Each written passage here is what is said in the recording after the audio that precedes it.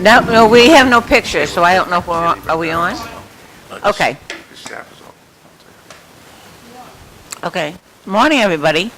Welcome to City Life. I'm Linda Bown, I'm your host. I have Lee Gitschier from the Greater Lowell Regional Vocational School, and I have Bob Cox from my favorite nonprofit, the Bridge Club. Nice of you to say.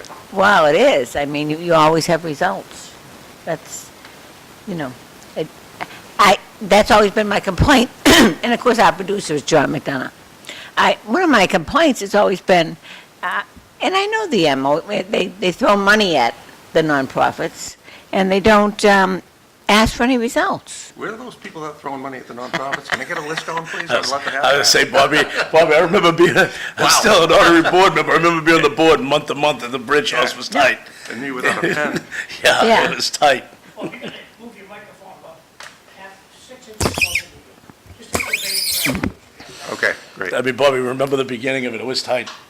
You know, it's still tight, but I mean, at least we got the program is going now to make it worthwhile. You know, back then, I mean, I remember, you were there during COVID.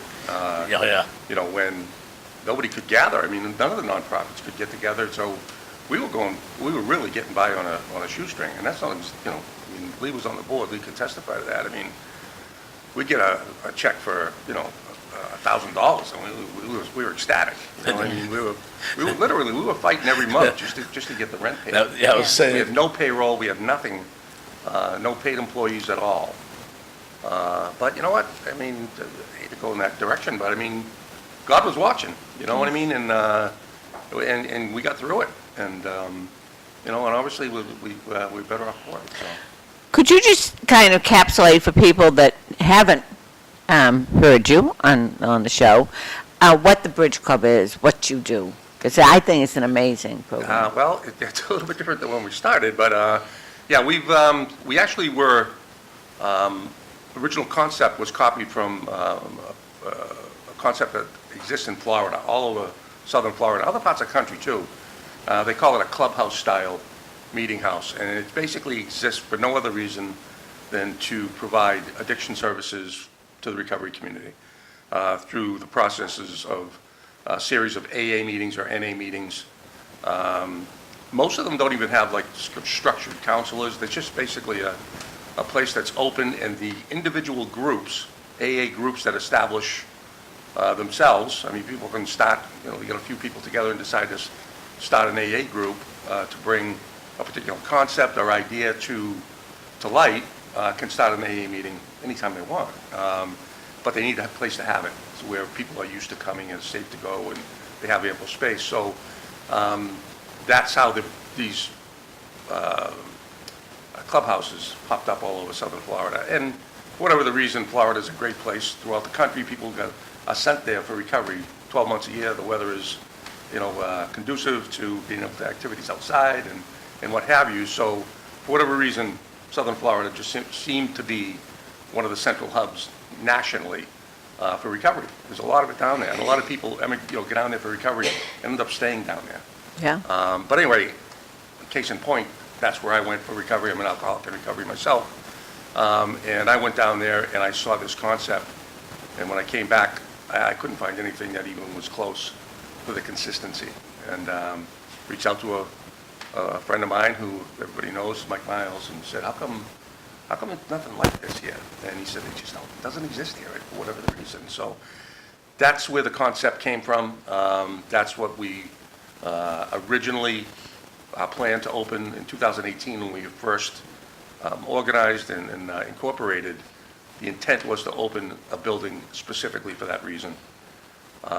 Since then, and actually due in part to COVID, that mission has been adjusted and changed now probably a dozen times. The original concept is the foundation of what we do, and everything else, quite frankly, I view it as a means to an end.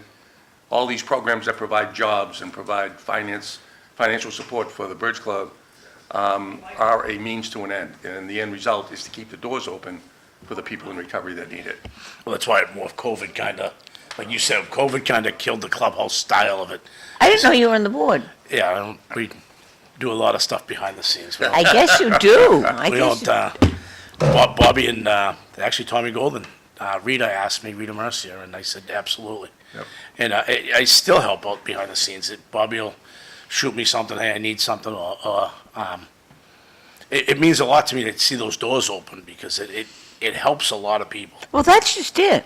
And like Bobby just said, like, I'm sure I can see the color in the curriculum, so I remember the kitchen being done when we first started, of the kitchen taking place. I mean, this wasn't, and he'll get into it, I don't want to take his thunder on it. I mean, I saw it from a skeleton, and we're talking 5 years ago. And now it's going to come to fruition. The programs that more from COVID, Yep, you're right. not saying, and we had to think outside the box to try to keep these doors open. And I mean, the Jarvis family was huge. I mean, huge, the stuff they did for the Bridge Club, and it's pretty cool, how they get back. And like John likes to say, the nonprofits are here Monday through Friday, 8 to 5. That's not the Bridge Club. Well, that's what I It's constantly say. 24/7, but if someone's has a problem or needs help, it could be 4 a.m. and Bobby's right there for a phone call. Yeah, he might not answer the call right then and there. You might have to wait a couple hours till he gets up or sees the phone, and that's just the way it is. I mean, but, yeah, I mean, he'll help you right out, member in recovery, however it has to work, and, I'm pretty proud of it. It's grown a lot. Well, you do have results. Oh, yeah. That's Well, the yeah, key. I mean, the I don't care if tangible- it's 1 or 2. You have results. Tangible results. Yes. I mean, not to get crazy here, but I mean, you think about the results of just one person that can get snatched out of the addiction, that he or she is in. And it's wonderful that person gets their life back, gets a chance to participate in their own life, becomes a productive member of society, and, in most cases. But it's the shrapnel that person has left behind, the wife, the husband, the children, the mother and father, that are affected by this addiction, sometimes for decades. Yeah. That all of a sudden, has been a family fixed. Those are the results. And you see that, like I said, you see that with one person. You could be affecting 2, as many as 10, or a number that you could choose from, an infinity of, amount of numbers, but because of the people that are affected, friends, relatives, coworkers. But you times that by 100 or 200 or 500 or 1,000, now you're talking some serious, chunk of Yeah. the population that's affected by people getting well. Well, one of the things I find about addiction that concerns me is that, particularly with the drug addiction, they throw them into the hospital and for a couple of weeks for detox, and then they put them back out, and they need to have the help of other people. They need to talk to someone that explains that, no, you have to change your whole way of life, and you've got to want to, obviously. Well, that's the thing, you hit the nail on the head. I was just going to say, that sounds great in theory. The problem there is the person themselves. Yeah. So case in point, you've got someone that's struggling with drugs or alcohol. They get themselves jammed up. They call them jackpots, right? They get into a domestic dispute or a drunk driving incident or something like that. Something major in their life happens, and they get snapped up, and they end up, I need help, and they go and they get, we call them spin drives. They go in for 3, 5, 7-day detox. Yeah. And all of a sudden, they're feeling well, and this disease is telling them, maybe you're not feeling, maybe you weren't so bad. And you laugh, and I laugh because it sounds funny, but it's real. Yeah. And that's exactly what happens every day. And people end up right back out there. So it's a never-ending cycle until that person gets to the point where they're desperate, they're desperate enough to reach out and ask for help. Either from an organization like the Bridge Club or the Recovery, the Lowell House, the Recovery Cafe. There's a whole host of nonprofits that have been doing this a lot longer than we have, quite frankly, and doing yeoman's work at it. But it begins with that person admitting that they need help. Well, but also it's, again, and John does talk about the nonprofits, 9 to 5 or whatever.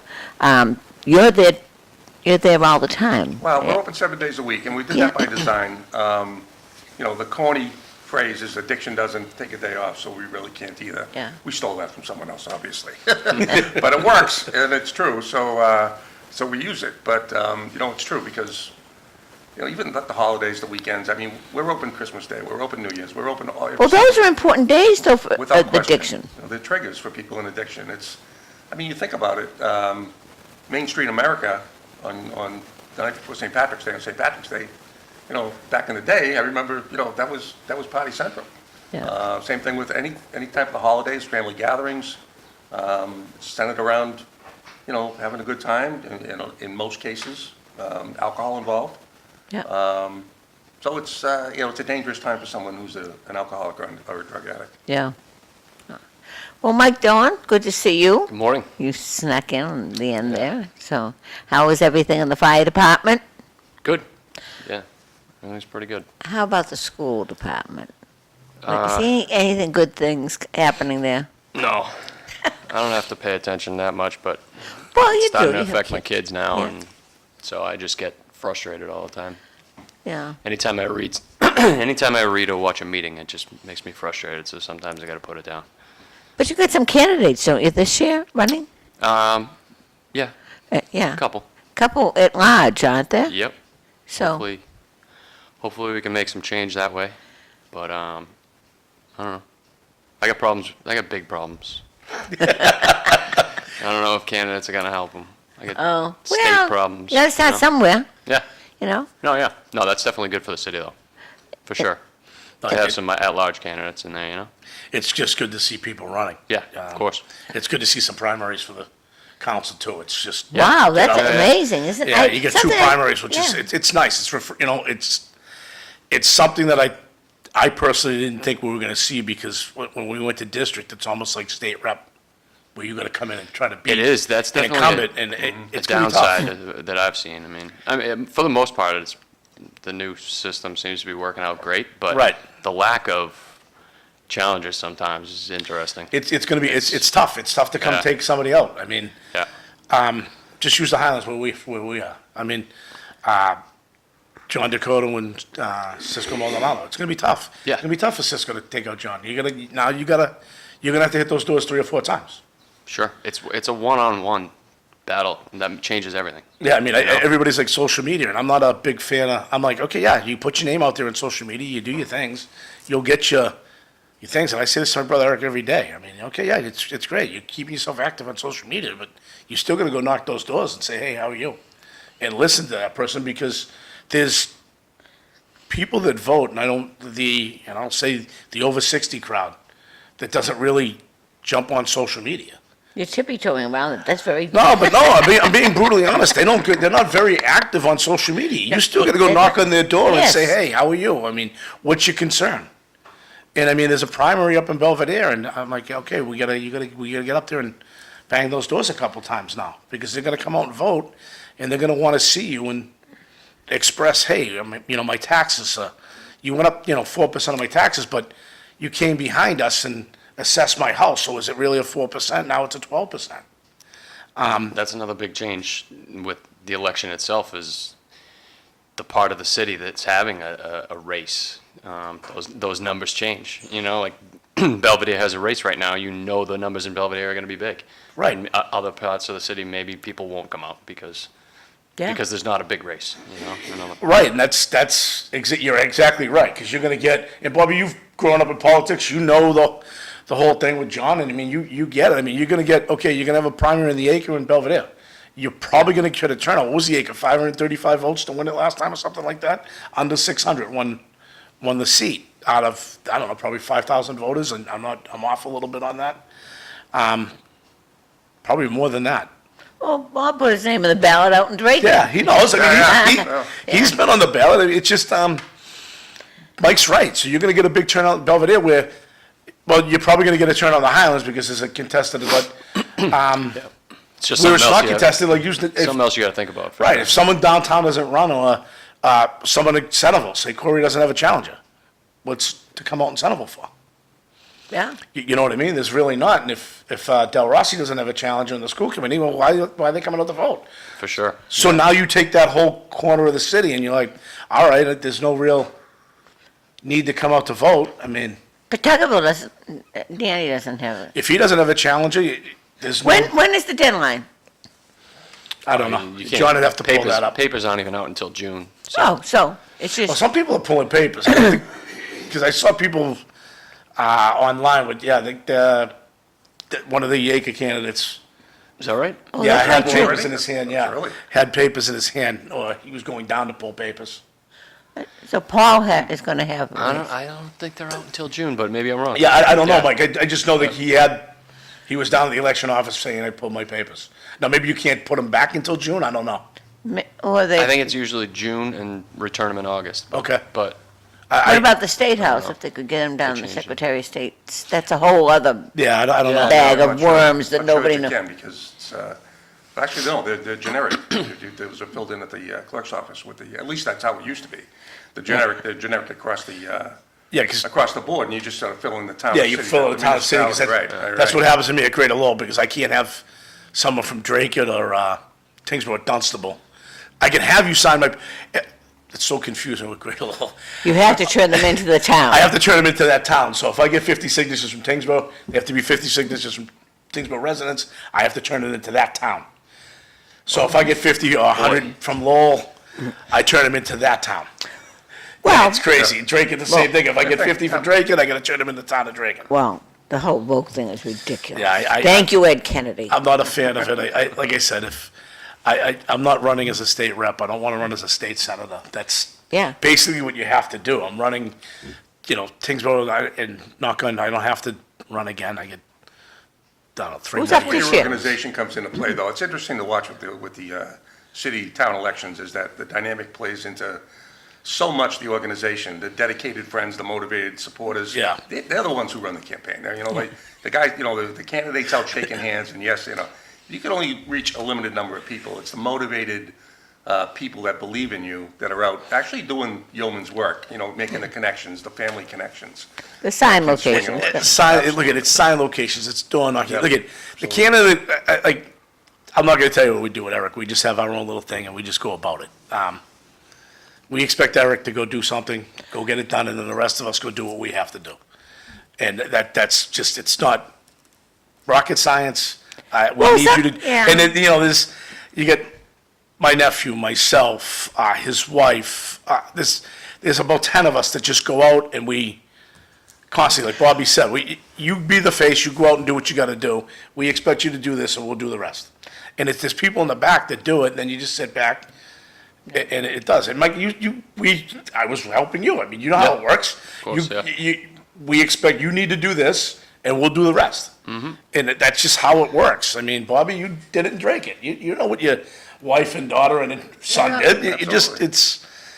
it's the people behind the scenes, like Bobby said, yeah, it's funny how social media, as you mentioned, has thrown a whole monkey wrench into the whole dynamics of old-time politics. I mean, I remember back when my dad was running the city council, I was a kid, but people like, in my mother's kitchen, I'm not kidding, was like people like Armin Mercia, Dick O'Malley, Brendan Fleming, all the old-time names that you didn't, Bob McGuire, my dad's friends, that back then they were doing precinct captains and voter identification.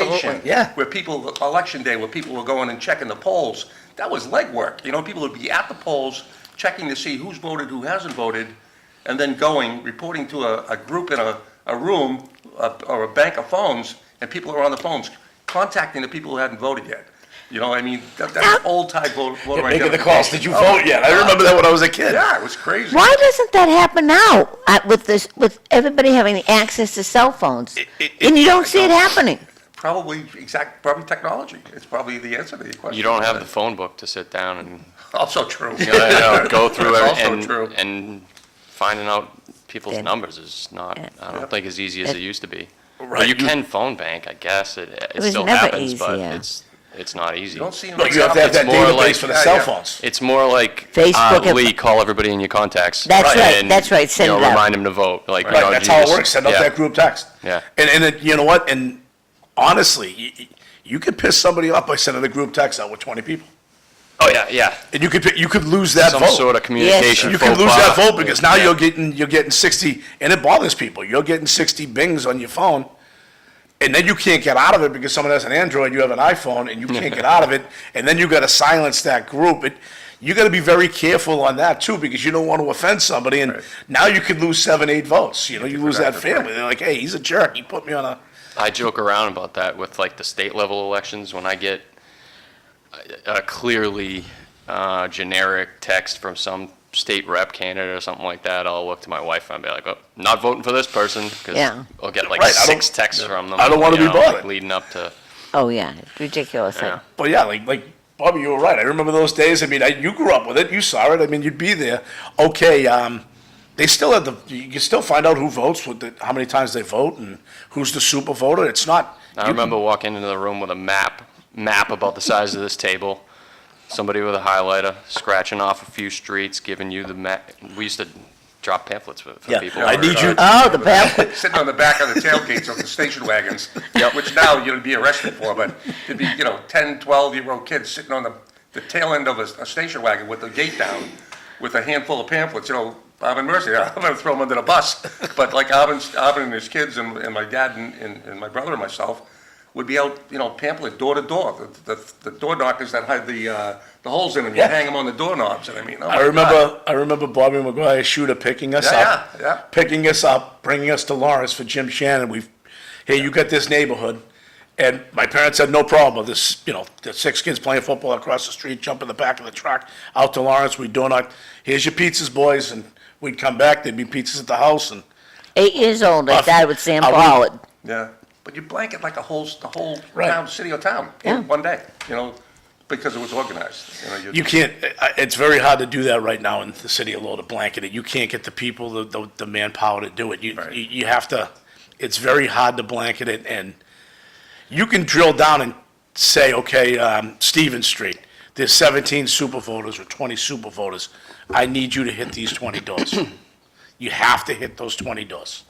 Yeah. You have to. I mean, But isn't that, we never had that in in the past, that you could designate, you knew who you had to hit. Well, you- It was like a.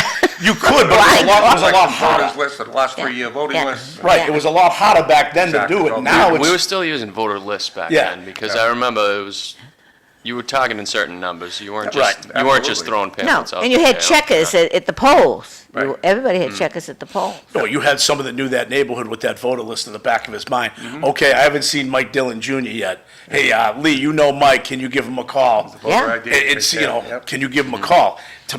To what Mike's saying, that's why you want, you've been at the Highlands, you want someone that knows, and at Belvedere also, in every poll, it's important. I've been You, saying you it to want somebody Daily in for the years. daily school that's holding your sign that knows in the back of his mind, I haven't seen so-and-so yet. And then, hey, that's when you get on the cell phone, hey, you coming to vote, we need you to get out here.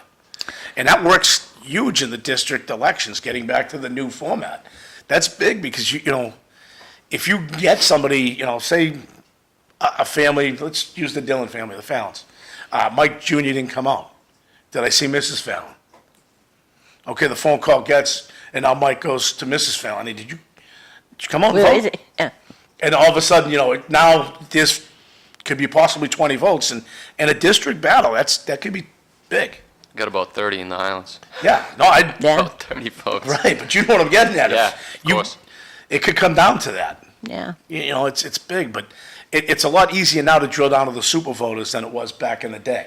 Because you literally had to go through, I believe, the last 3 elections, like you're saying, Yep. and look, and cross-check, and someone has to be, okay, did they vote, did they vote, did they vote? Now you can just pull it up and it's there for you. So, I mean, that's the Secretary of State that's doing a great job. But we don't have the enthusiasm. Part of it's doing part of what Lee just said, though, because you don't have the group, the groups used to have to come together to do that, to, highlight the voters list. That's how you create those targeted lists, you know what I Yeah. mean? So that you'd have a reason for the group to work the campaign together. I don't know that you see that as much anymore. I don't think you 'cause do. There's I less don't- to do, I think, because of social media, maybe. You don't, and that's why sometimes you see the upstart That's right. come in and smash somebody because Right. That's that exactly grassroots comes grassroots. in. You don't even see it. You don't even see it You're coming, and all of a sudden blindsided. they get smashed, and it's happened a couple times in the city elections. They come in and they're like, hey, whack, well, use Mike, you topped the ticket, right? Yeah. First time, he's like, hey, hold on. And he came in and smashed it, topped the ticket. And I mean, I talk because he's sitting there, I've always said it, I think he should have been elected again. whatever, it is Well, we what it know is. I what mean, that and all was. yeah, I mean, you can dig down, drill down on why he didn't, and I mean, I'm not gonna hash it, but it was wrong. A lot of it was my fault. I didn't do enough. To a point. Yeah. To a point, you did do enough. And it's like I say about Jerry Nutter. Once Carly went away, downtown Carly went away, they had no use for Jerry Nutter. He did his job on that board. He was watching that budget. Yeah. I thought he did his job. Mike, I mean, were you Yeah. on with him? I thought he did his. No, I wasn't, but he's a valuable. I He's a thought he did his numbers guy, job. yeah. And, Around for sure. and once There's- they were done I with mean- him, they got rid of him. Oh, we only needed you for your downtown vote. See you Yeah. later. No, but he's somebody that you want when the budget comes up because he's. He understands, he knows whether how to you- look at a budget. Man, whatever the topic, he's bringing stuff up that you didn't see necessarily. Yeah. You know, that's And that's a the good valuable part person to about, have. right, that's a good part about the board, of having the diversity on the board, or having the different backgrounds. That's why I like watching the city council. You have different backgrounds. I mean, yeah, they clash. Yeah, they clash. They're supposed to clash. Not everybody's gonna Right. get along. I would- I mean, we clash at Great Lowell. We have different backgrounds, but at the end of the day, you have to do what's right by the superintendent who you entrust to do the right thing for the kids. I think we made a great decision out there. I think we're solid out there. We all have different backgrounds, and that's just how it works. But I I mean- can see what they did with the Greater Lowell Board is I could see it becoming just a little, and when they devised that, they spent a lot of time. I remember when it was originated with Harold Bell, and they made a point to have 4 and 4, so Yeah. that the city wouldn't dominate that. You know, Well, now, what they've done is they've taken that away, so Mike Dillon moves out to Tingsboro and runs for the board in Tingsboro. Who's going to beat Mike Dillon? He's going to take it in Lowell. right, he's going to get in. And you know what? It's like, You're talking about the vote board. yeah, Oh, Yes. use a Mike Lindsay and Alan Constantian. Somebody who moves Yeah. out of Lowell Right. From Lowell. to one of the towns has a huge advantage. Right? I mean, think about this, Sure. Mike. Use an Alan Constantian and Mike Lindsay. Yep, They're out in Drake. They put their name on the Greater Lowell ballot. they're getting a lot of Lowell. Who They're could getting a ton of Lowell beat votes. them? And you can't overcome that in the towns, right? No, like use Kelly Richardson. Kelly was the chief of police. I mean, he came out of Dunstable. The only problem He's he not going to had be beaten. was that when the people in Lowell didn't understand that they had to vote for him that was a right, and he had to vote for him for Well, so he Tingsboro. wrote in, and I am going to stick up for Kelly right here, 1,000%. And I look at Kempton, Giggy, who was on the board. I said to Kelly, I talked to Kelly. Kempton was an incumbent. I served with Kempton. I was going to, help him. Kelly's guys from Lowell, if Kelly would have turned the sheet into the elections in Lowell, there would have been no writing campaign. Yeah, yeah. And it was as clear as mud. Yeah. Now we know exactly what we have to do. And you get 50 Lowell residents, you have to turn that into Lowell. You can't turn it into Dunstable. And That Kelly is just turned rough. everything into Dunstable because that's where he lived. And he didn't have 50 from, and I say 50, I think it's 50, it might be 100, whatever it is. He had more than enough signatures, but all on, 3 different sheets. Here you go. So he mixed everybody in together thinking that was So okay. you can't even have a sheet with A a Lowell. Lowell, No. a Dunstable. Right. It has to be one sheet for Right, each. for Lowell, Wow. because what happens is Yeah. the Dunstable resident gets kicked off, and you can't turn it into Dunstable, the town clerk in Dunstable. Yep. Because the Lowell resident, But only 50 total? I think it's 50 total, it might be 100. So you can turn in a sheet with 3 to Dunstable? Yep. Yep. And, They wow. just got to certify them. They just Yeah, gotta sure. certify, yeah, it might be, I think it's 100, but, yeah, so Kelly would have had plenty of signatures, he had plenty of signatures. Oh, yeah, It was all on the same sheets, that's right. and that's, we Oh, all assumed that was right. Well, but also the I vote, didn't do it, I was up in 2 but then terms. then it got worse because the people from Lowell didn't know they had to write him in Right. under Dunstable. Right, they were writing them in under law. Yeah, it was Yes, a real. yeah, I remember that. I'm glad he got elected, but it was just, I don't know how it happened really, because it was really difficult and they've made that election difficult for people to understand. Right. When people go down the ballot, and I constantly am saying to people, oh, don't forget to vote for Leah, don't forget to, because they don't go that far. Yeah, they just go to don't even bother. Tingsboro. Look at, I'm That looking at doesn't- Tingsboro, and that that's what I'm doesn't voting. affect me. Right, it doesn't, but it does. I know, And, I like the concept that Harold Bell and those guys set up where it's 4 and 4. yeah. Because the city just can't take over the board. And I agree with that. Because there's different needs in Tingsboro and Drake from a Lowell kid. Yeah. I see the difference. I mean, you see the calls. I mean, I just getting in. I got calls from not Dunstable. I've never got a call from anybody in Dunstable to help to get into the school. But Tingsboro, Drake, and Lowell, I take all calls. I want to help any kid that wants to go to Greater Lowell. You know, I think every kid, and I don't know if Mike agrees with me or not, I think every kid should be allowed to see every high school. I don't care if it's a charter school, a vocational school, or high school. Or a private school. They should be allowed to see every school and make an informed decision. I mean, I love this. The charter schools are pouching my kids. Well, maybe families want that style of education. And maybe it's good for different children. Right. I have no problem with that. It doesn't matter. Live within your budget. Live within your means. You'll be fine. Well, it's just one doesn't fit all. I mean, Bobby, at the Bridge Club, you live within your means, right? If you don't, we're out the door. The door's locked.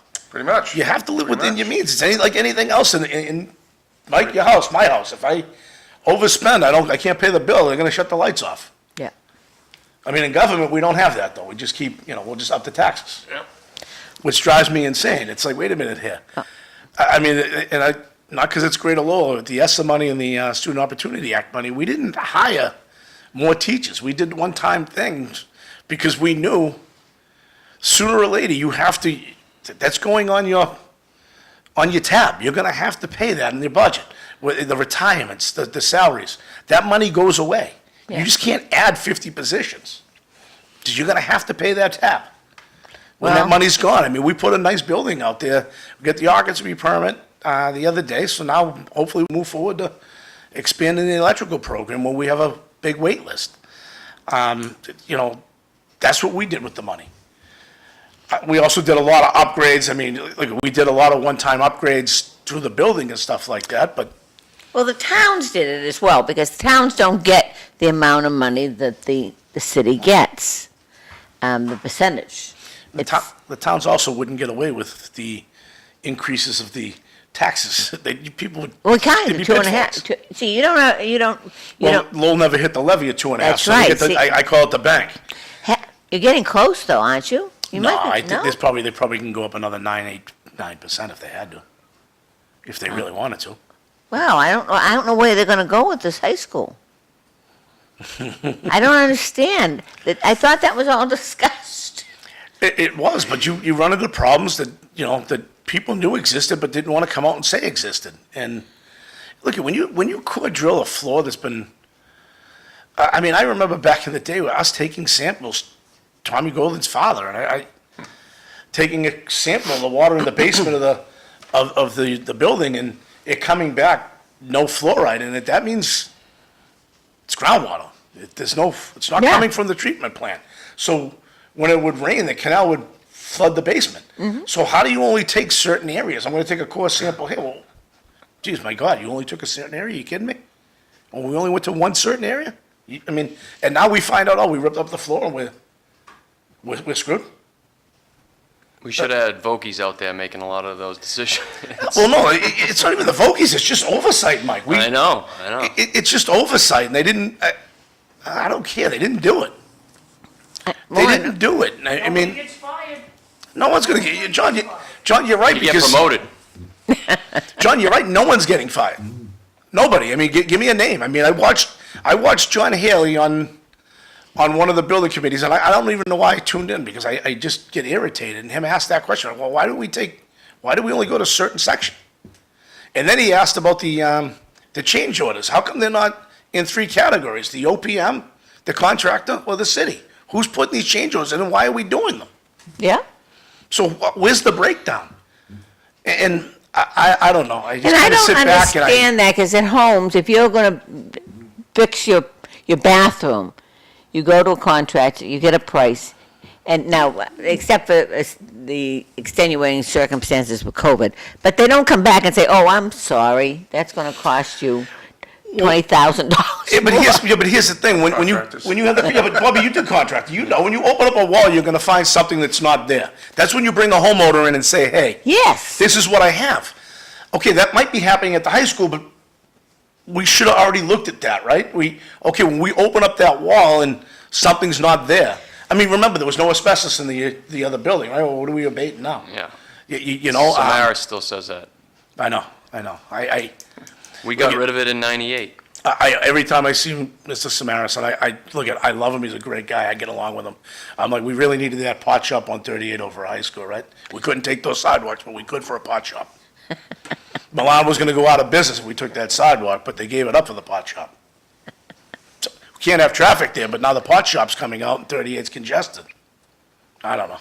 I mean, it just makes me laugh when I look back at it, but hey, it's over. Oh, yeah. I support the high school downtown. I want it to work. We need it to work. There's Well- nothing you can do about it. Now, we're stuck with it. I mean, the perfect location was the Lowell 5 across the street where we get the, as I call it, and I get yelled at, the Section 8 dorm rooms. You know, you had a kid in there get arrested for producing fentanyl. He was a chemistry major, a 58-year-old chemistry major at Lowell. It just, Late bloomer. yeah, yeah, exactly. Exactly. When I saw that in the paper a couple years back, I'm like, there you go, he must be a student in the dorms across the street there. That should have been where the high school was. I would love to see those emails between Lowell 5 and the city. Why that didn't happen?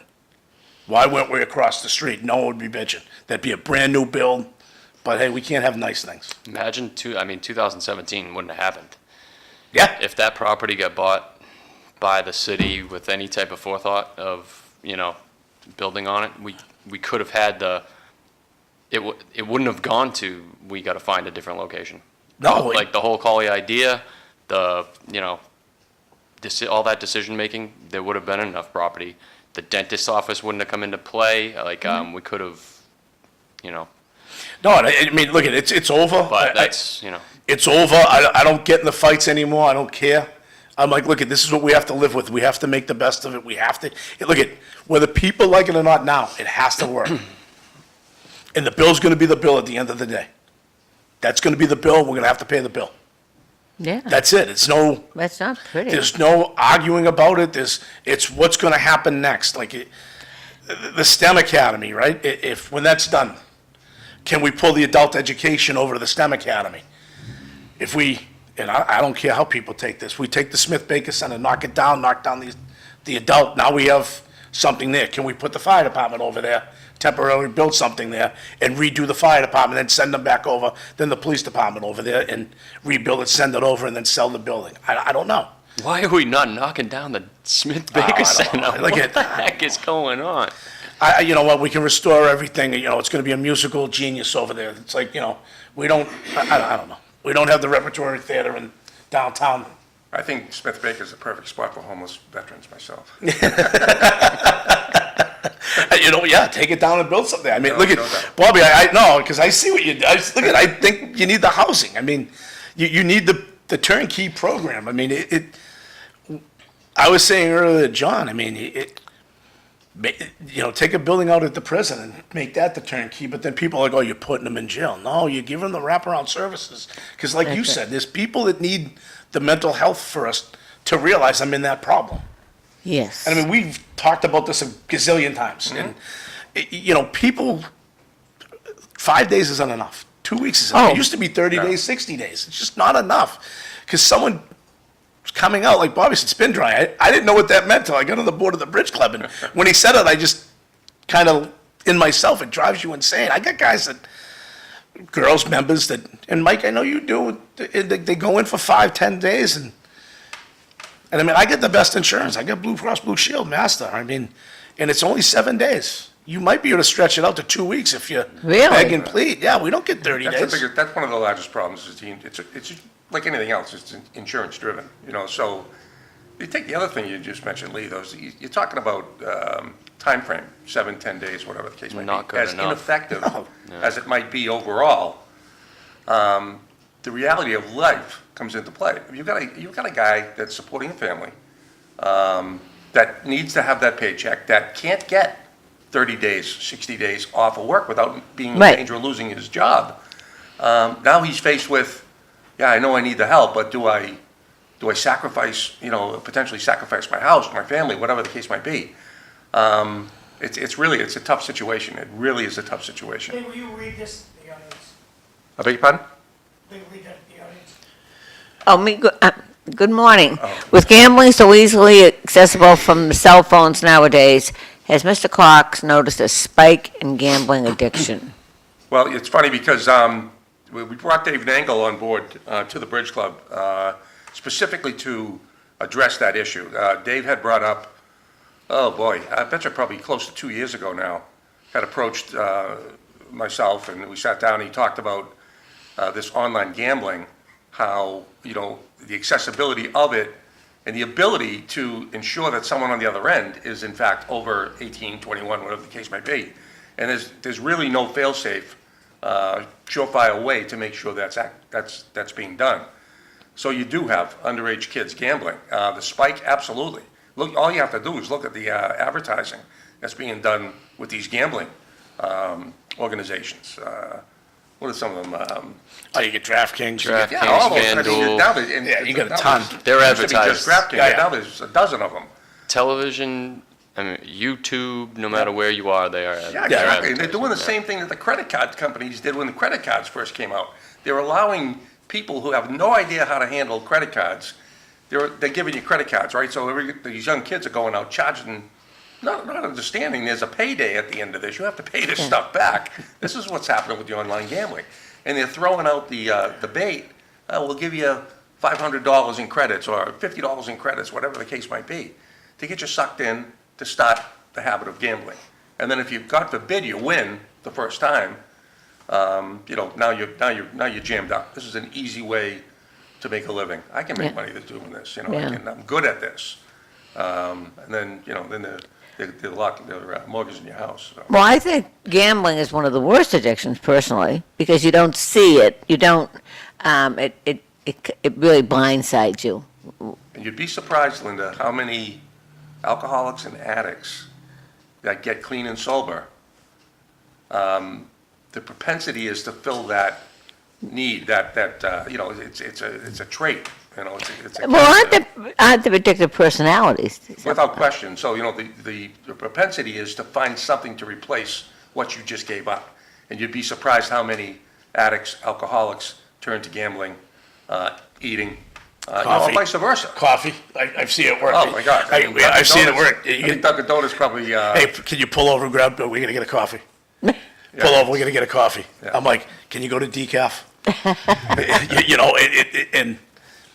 You grab people grab something. It's all automatic grab something. bottles of water. I mean, I got one right there. I mean, I'm just throwing myself under the bus, but you grab something because it's in place of what your mind is telling you you're missing. It's as simple as that, really is. And it never ends, does it? Pardon me? It never ends, really. Well, It may I get don't know if I easier, agree with that one, but I mean, you learn to live a lifestyle without it and surround yourself by people who want the best for you, get the help you need, and, when possible, help somebody else that's struggling worse than you. So there it is, the lifestyle. How do you, and the Bridge Club does that. So, what programs have you been able to initiate that's missing? As you mentioned in Florida, this was a concept throughout Florida. It still isn't here, is it? It's, the Bridge Club was the first one locally that Yeah. really took hold. And, we've been able to grow exponentially because of contacts that we've made. Some of the, honestly, a lot of it's due in part to the board that we've built. Active board members who have, aren't afraid to get out there and ask for help on behalf of the organization. I mean, you're talking about, the first board member that was on board was Tom Golden. I reached out to Tommy in 2018 and asked him to be part of the board because of his whole insight into the whole opioid crisis. And I remember thinking when Tom was, I'd be not even in Greater Lowell, and I'd hear politicians, governor's councilors, gubernatorial candidates talking about how this state rep from the Lowell area was forecasting this opioid crisis in the Merrimack Valley. I remember saying to my brother, I said, what's going on with Tipper? Where's this opioid thing coming from him? And he says, it's Joan. Joan's a pharmacist. And what happened was Joan was in the position where she was seeing these prescriptions being haphazardly written, and back then we didn't have any kind of system to track. That's where right. Doctors were, somebody who was of the mindset of being able to do that would go out to 5 or 6 different doctors and get prescribed the same medication. and then turn around and start to sell them. And that's the docs exactly didn't what happened. know, nobody knew. I mean, There was they no tracking system in would go place, all right? through. She saw that, and she told Tom, so Tom saw that coming too and forecasted it. Similar to what's going on with the gambling with Dave Nangle, where this insight, looking at, this is gonna be an issue down the road, is exactly, the type of thing that we're trying to track and try to stay on top of. Well, I think just look where we are in gambling in New Hampshire. We've got 3 casinos in Nashua. That's bizarre. At least 3 now, right? Yeah, There's a- and the big one now, Yeah. Nash. Hampton That's- Beach is one, there's at least one up in Hampton Beach. Oh, yeah, and there's one in Salem. They're everywhere. There's a couple on, right off the turnpike, right? I think you get those, Yeah. there's a couple up there. I know the Yeah. old Bugaboo Creek's But- one, and Yeah, There's a few small ones there. every exit now has one, just about. And what's gonna happen with those? I mean, they're gonna be successful. Vegas didn't get there by accident. I mean, they Right. get there by people spend it every time they have. The Foxwoods, I don't remember a casino that popped up and failed. That's gone under. Right. no, Mohegan and Foxwood, they're thriving still. I mean, Huge. you get Twin River down in Yeah, Rhode Island, that's thriving. I mean, the Nash, they didn't, they didn't take over the old Sears and Roebuck in the Pheasant Lane Mall to lose money. They're not Well, I gonna lose kind of money. thought that they'd take a hit when they did the online, but it Well, hasn't. the online, and the thing with the online is you're losing money because it's coming right out of your bank account. You have to put money in, and when you lose, Oh. it's gone. Okay. There's no extended, DraftKings, there's no extended credit, not that I've seen. I mean, No, again, I haven't gone and there's- looked for it. I'm sure FanDuel's the same way. I haven't gone and looked for it, but That's true about online. It's not like, I think we were comparing it to a credit card, and it's the same as when credit cards came on, maybe, that people are unfamiliar and lose money quickly, but you do have to put the money in order to make a bet. It's a pretty straightforward that way. You see the money go to zero, No, like- and Dave Nagel, you're right, he's a little bit ahead of this, because let's get to the credit card thing. You can go grab a Discover card with a $1,000 limit and use that $1,000 limit at DraftKings. use it to gamble. Yeah, to That's gamble, and now that's what Dave, because I had a That's when you get conversation, I yourself don't in want to put trouble, words I in Dave's mean. mouth, you're gonna kind of paraphrase the conversation I had with him, but he foresaw that, he said, this is gonna be a problem. That is complicated because it's not like I said, when your account goes to zero, you're done. You're done. You're done until you make another dollar. But when you can start using the $1,000 credit, Right, and that's, now can. you lose that 1,000, and And you lose what you have in your bank, now you're up and under. Now you're digging yourself in all. And big that- hole, yeah. He had said, and I'm paraphrasing conversations I had with Dave, and he's like, that's gonna happen. And I think he's right, I think it is happening. And to the Texas credit, yeah, it absolutely is an upswing, and absolutely is happening. There's no doubt. it's the tracking of the kids, Linda, I think is kind of what you were referring to, is that these young kids, they're going online, and they're just, because they're saying they're 21 or whatever the case might be, they're in there and God knows where that's gonna lead. Yeah. Kids 13, 14 years old or younger that, have the wherewithal to be able to go online and I mean, you're talking about wherewithal with young kids. I mean, I see my grandchildren, doing things that I have no clue what they're doing. I mean, Yeah. you gotta be kidding me. Technology is just so far advanced and they're growing up in a world that they're expected to know these things. Well, it started drinking when they started young and with the drugs, parents not knowing what was in their medicine cabinet. And it's the first thing, people don't realize, people go into your bathroom, the first thing they do is check your medicine cabinet. It's bizarre, but it's true. Simple solution I can come up with is go get a flip phone. You can't gamble on a flip phone. No, you can't, that's 100%, you can't, there's flip Really? phones out there, that's 100% where they, no apps, nothing. Got a problem, your Yeah. daughter's got a problem, take away their smartphone and give them one of these puppies. Yeah, that's, You can't gamble on them. No apps. well, you can't do anything, you can't do Facebook, you can't do Instagram, nothing. You, Aha, mean, I didn't the realize that. texting part's a pain, because you gotta go like A or B, you Yeah. have to hit it twice, and, but hey, too bad. I miss those days. That's your punishment. Do that to one of the kids now, Mike, when they get the phone, give them the flip phone, they'll be out of their mind. Because just the texting portion of it's a pain. Yes, I do remember That- those days. That's your punishment. Yeah. Well, I didn't realize you couldn't gamble on them. No, this, like that flip phone, there's no unless apps. all you gotta do is text your bookie. Yeah, right. The old days, now you There go was back. gambling Now you go before. back. There you go. There was gambling before. That I payphone mean, at the it's just a Civic little. Club got a lot of use, baby. Thank God. Are they more still accessible these bookies? days. How do they? Oh, you still survive? have guys out there. You still, yeah, of course there's still bookies. Oh, yeah. I'm finding that shocking. How would you Well, know? because they'll extend you the credit. You don't have to have that money. You can put a $100 bet in, it's 110 for 100, and not that I ever gambled. It's 110 for 100. Well, I'm learning all kinds of You things. can bet the listening to you Patriots, guys, and, yeah. okay, I lost the Patriots, I want to double down, on, say, Tampa Bay, 220 to make 200, or here you go, now you owe me 90, and, See, I don't And then they let understand it it. carry over, so Yeah. not that I've ever done it, but at the end of football season, you're Now it's looking time to at pay. significant winnings. or losing. Losses. 90% of the time, you're handing the man the money. Absolutely.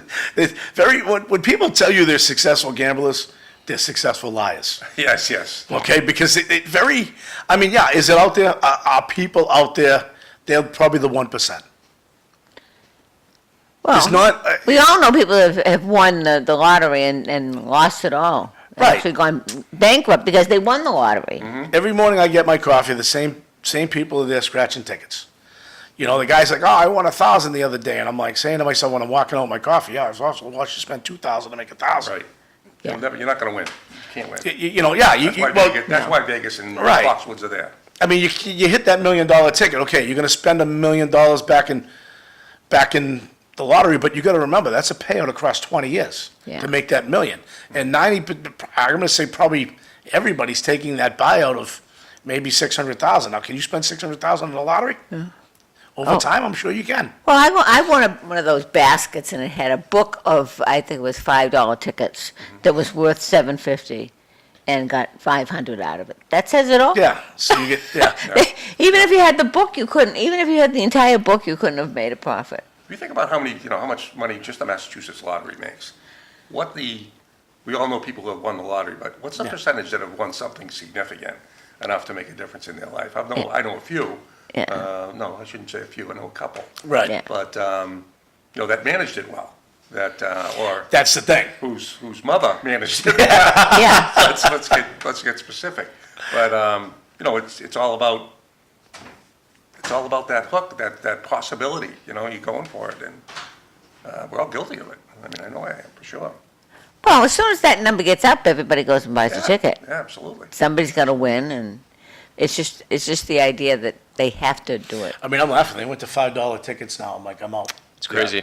Yeah. I'm out. So It's getting up there. We had a pool at work, and Mike, I don't know if you have them at work, and Bobby, we used to have them all the time. You throw in $20 and there's 10 tickets. Now you throw in 20, you're getting 4. And the guys at work are like, yeah, no, we're out. We can't. So now they lost that money. What do you mean, the lottery? Yeah, one of those a It's $5. Mega Millions or something. Powerball, One went to Mega $5 Millions. rather than 2. I used to go in and give you 5 quick picks, Yeah, it's $10. $10, now Yeah. it's 5 quick picks, $25. It's, I feel like Whoa. they just went up to 2. You know, Yeah, Yeah, exactly They were right, one. yeah. They were a They were dollar. one forever, Yeah. right? Yeah. Yeah. But yeah, they went to 5, and Now the guys at 5. work are like, we're out. Because if it would hit 300 million, we'd say, okay, the same 10 guys. Yeah, everybody put in. Everybody would few Venmo bucks someone and- $20, and Yeah. you walk in, you get your tickets, and, okay, here you go.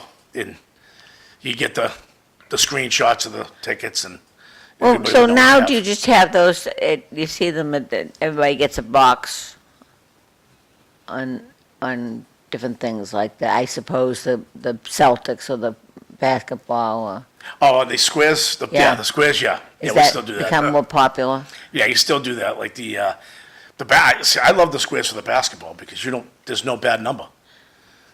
There's no bad numbers at all, because it doesn't matter. It comes down to free throws, you get in a three-pointer. The end of the second half, the NCAA finals, the kid had no business taking the shot and then hit a half court, and bang, that turned the number right over.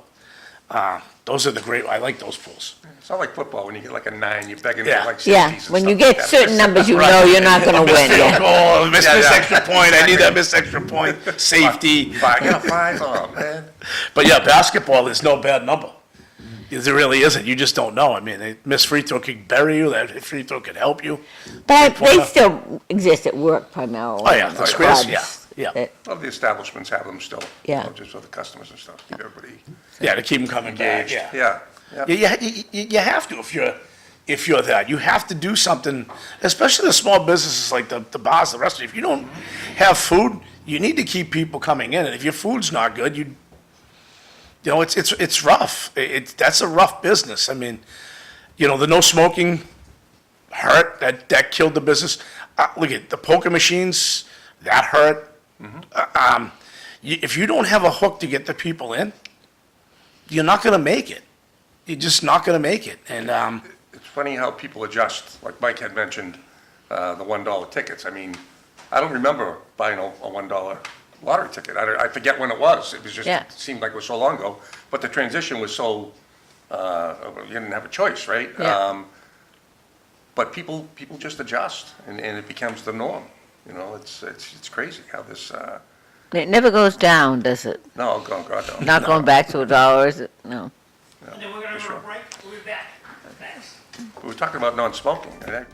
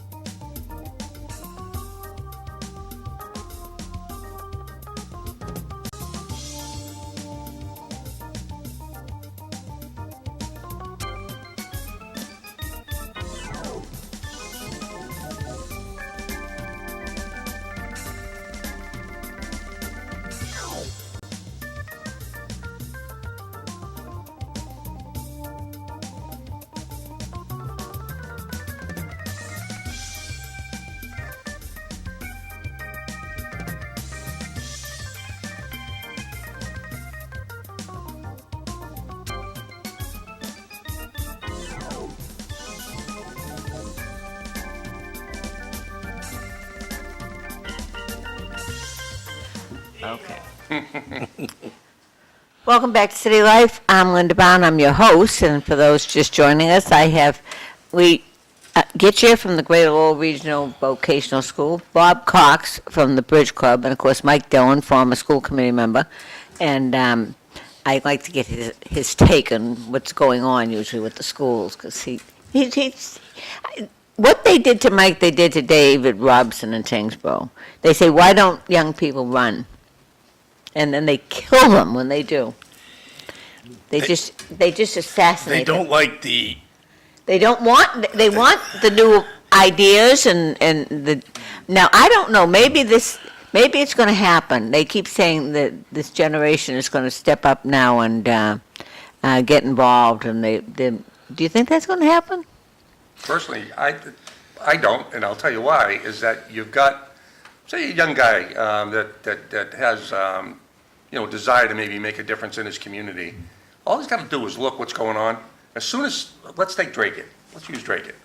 I'm from Drake, obviously. And you've got someone puts their name on a ballot, all of a sudden, there's a target on that person's forehead. And his family. And it's brutal. And you know what? People go on social media, that don't have to identify themselves, cowards, that go after people's characters, go after people's families. Why would you subject yourself to that? Well, your family to that, more importantly.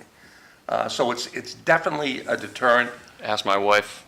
Yeah, I mean, I can name you 10 examples where people just got crucified. Yeah. Through social media.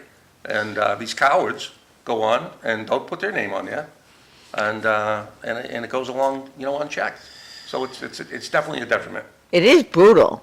And going back to Bob knows when we were in politics, it wasn't that, they didn't hate you the way they do. They disagree with you. They disagree with you and you'd fight over some issues, but you knew maybe the next issue you'd be together. Now, you disagree with them on they can be 100% behind you, and you just take a vote on one little thing or say something. Say something to. How about like something? All you gotta do is like something. Yeah. And Or support now, someone.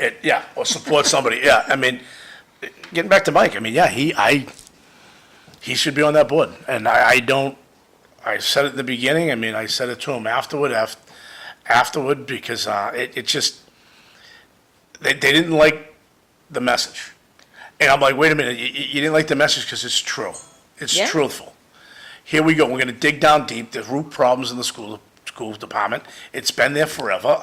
I hope Skinner makes Liam Skinner, I think he's a great guy. I mean, I hope he makes a difference. I don't think he's gonna, I don't know if he's gonna be able to. Survive. Yeah, look at it, yeah, I mean, when's the last superintendent that survived 2 terms?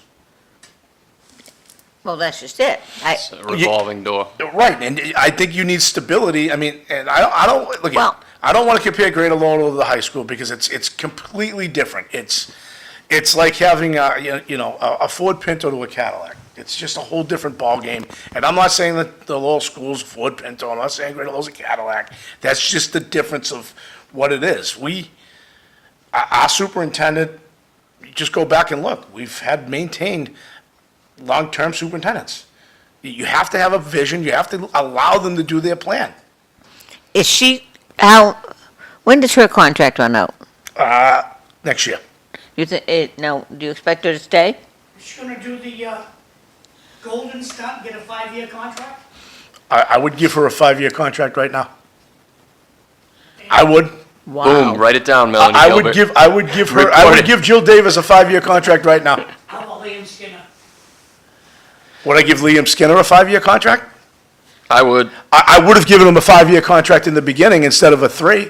I don't think you can accomplish what he needs to accomplish in 3. And then you turn over the board and he's out looking in and he's never been able to accomplish anything. I thought that was a wrong move from the get-go, the 3-year deal. And I was vocal, I said it on here, I didn't think it was, you need at least 5 to accomplish what you need to do, at least see the fruits. Look, at the first year, let's be honest, is a washout year. You're just trying to get your feet wet. The second year, you're trying to surround yourself with the people that you need to accomplish your goal. I agree, but then they get the 5-year and they leave. Well, that's a problem. That's because- the bad taste well, in people's mouths. Yeah, but we knew that, like Joel Boyd, that was clear, that was gonna happen. Like Liam Skinner, I don't think is that same. Oh, I don't think You know that what I it's mean? apples and oranges. I think that because he's come up through the system, that for one thing. Of course. He's a different type of person. We didn't have to do a nationwide search to Imagine that. find what, most of us knew was like right under our nose. I mean- Back the bus up. Yeah. Let me just read this comment from the Yeah. audience. The Mass Lottery in fiscal 2024 had a total revenue of $6.168 billion, almost $118 million a day. Wow. Just the state of Massachusetts. And where does it go? They kept saying, oh, if we do this, and they're still awful. Goes back to those cherry sheets that all the boards are waiting for Right. every budget session, waiting for the. Is that chapter 90 money or whatever? Yeah. All those Is it state chapter money that's 9? I don't wanna- supposed to be I don't driven by wanna- the lottery revenues. Yeah.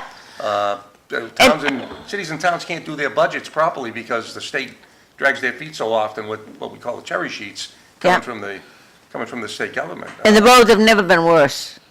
The roads have never been worse because they got rid of a lot of the highway department workers and I know we don't have anybody that paves or does, they contract it out.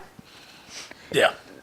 No, yeah, I mean, look at. It's like and the water department, Yeah, but they it goes contract to it the out. budget, Linda. At the end of the day, when they retire, you're on the hook for the medical and the pension, and people don't like to hear that. You get what you pay for. So if you That's keep right. cutting the work is okay, but there's fixed look, at, I'm a union, I think we should be doing a lot of work in-house. And people, well, we don't pay the people, and, well, you gotta pay the people to do the work, because in the long run, you're gonna save the money.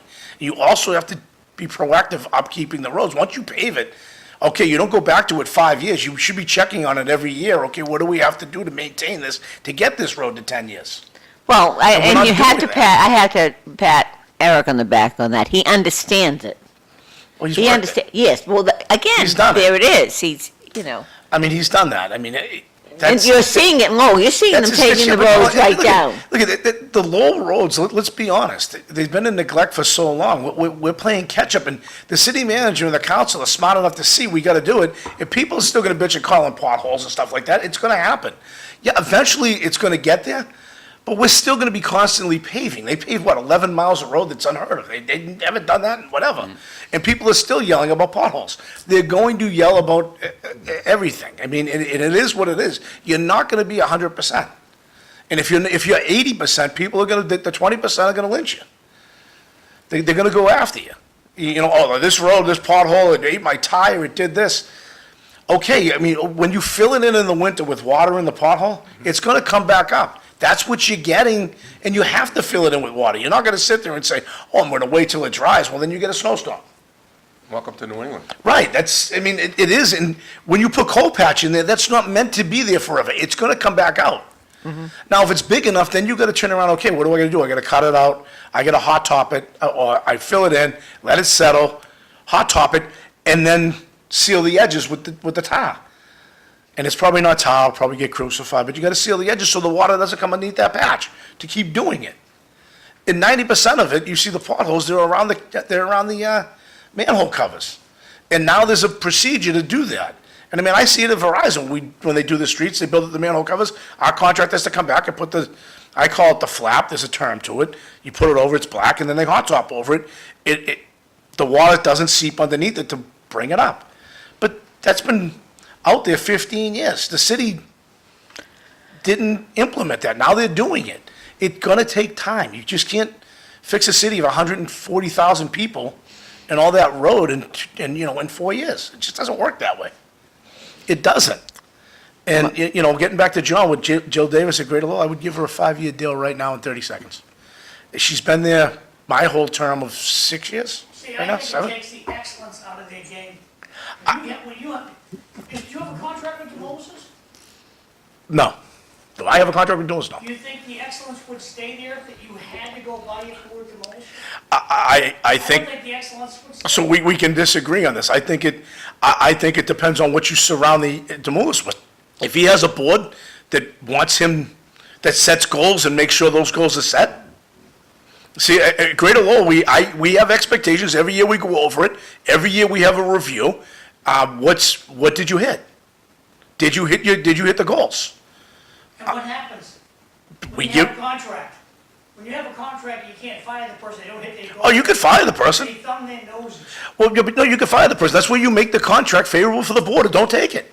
You can make that contract favorable. That's what everybody doesn't understand. Everybody's fireable, even in the union. Do it the right way. Contracts in law are written by That's, the contractee. well, that's in, Council. I can't fix Lowell. I'm just talking about Greater Lowell. I can't fix Lowell.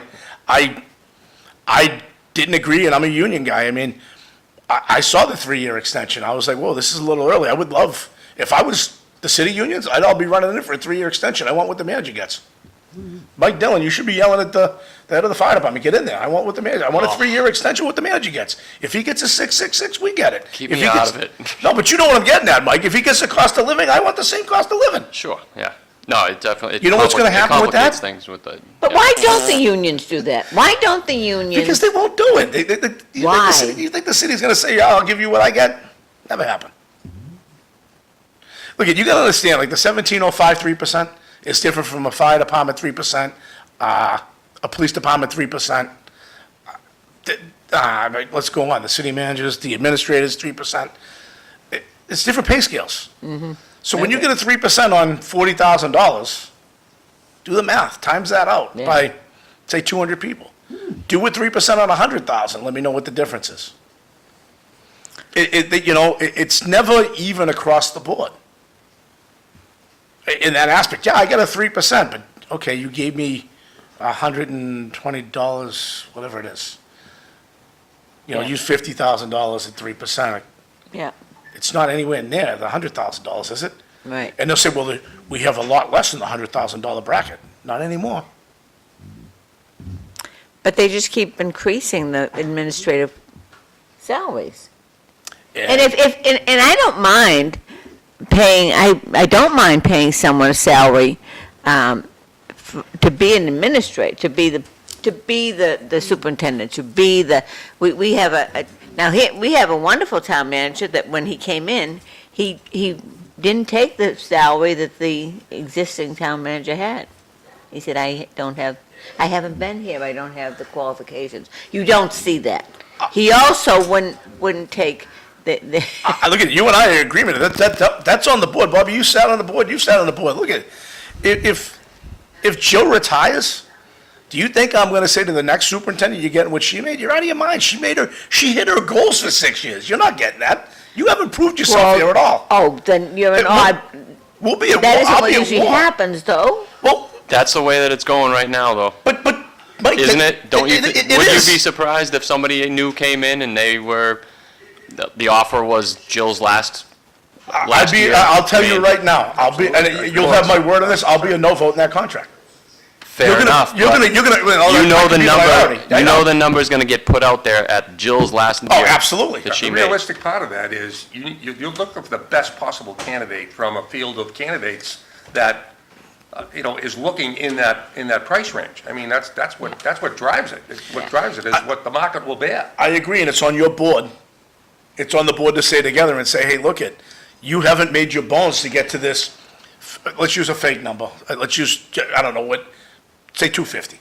Yeah. Fake number.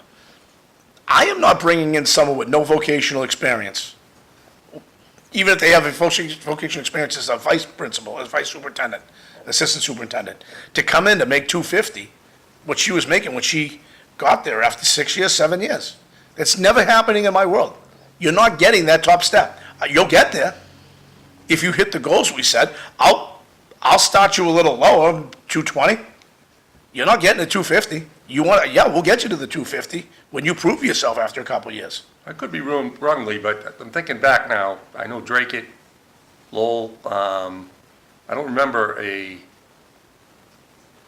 either a city manager, town manager, top position in a municipality that's become vacant where someone has been hired at less than the. I'd be surprised. Well, I mean, Yeah, I can't think of Tingsboro did, I mean, but he did it on his own.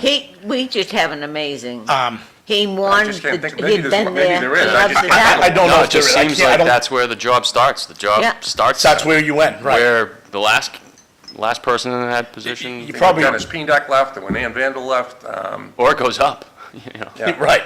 So, I mean, everything else is rising too, so I mean, the common dictator is the economy's Sure. driving these numbers. But Cost of living. but let's take Jill, whether you like her or not. She has been in that position X number of years that you don't see.